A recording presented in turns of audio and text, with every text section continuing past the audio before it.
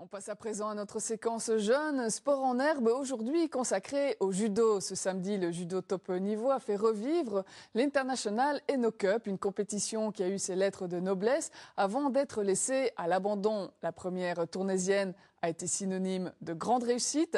Un reportage sur des images de Guillaume Dujardin.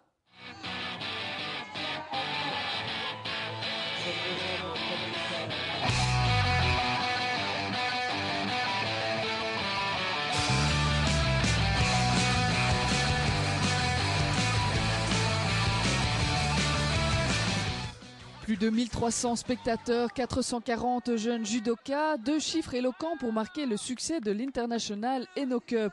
Une réussite malgré une position peu enviable dans le calendrier et la concurrence de grandes compétitions dans les pays voisins. Et si la quantité y était, sur les tatamis, il en allait de même de la qualité. C'est quand même un niveau intéressant dans le sens où on a le pôle espoir France qui est présent avec une cinquantaine de judokas. Donc c'est dire que ce sont les meilleurs de tout le Nord-Pas-de-Calais. C'est pas n'importe quoi. Et puis la fédération nous a sélectionné aussi les meilleurs éléments cadets, espoirs et juniors pour rivaliser face aux Français. Qu'est-ce que tu penses des judokas qui sont sur les tatamis? Ils sont forts, très forts. Ouais, ils sont super bons. Ils attaquent rapides et tout ça. C'est comme ça, ouais. C'est le judo, c'est comme ça. Ton objectif, c'est quoi dans ce tournoi? C'est de gagner, ouais. Parce que ma mère, elle n'est pas là et elle aimerait que j'ai gagné. Et si elle n'a pas gagné, la sélection luxembourgeoise a terminé deuxième du challenge par équipe, remporté haut la main par le pôle espoir Nord-Pas-de-Calais. Côté régional, nos clubs ont limité les dégâts. Certains jeunes judokas ont tiré leur épingle du jeu et se sont illustrés.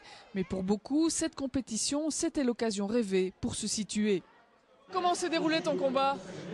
C'est ma faute, j'ai perdu parce que quand elle attaque, je dois caler et partir vers le côté, je suis partie vers l'arrière. Donc voilà. Malgré tout, tu gardes le sourire. Ouais, ça va. Mais j'aimerais mieux faire première, mais voilà. Qu'est-ce qu'on apprend dans des tournois comme celui-ci? Allez, on regarde notre force, notre rapidité, tout ça, voir faire quelqu'un avec quelqu'un d'un autre club et tout ça. Donc, on travaille différemment. Oui, quand même. Après ces années dorées, le judo belge est dans le creux de la vague. Pourtant, de jeunes promesses fréquentent les tatamis. Une compétition comme l'International Eno Cup est là pour le prouver.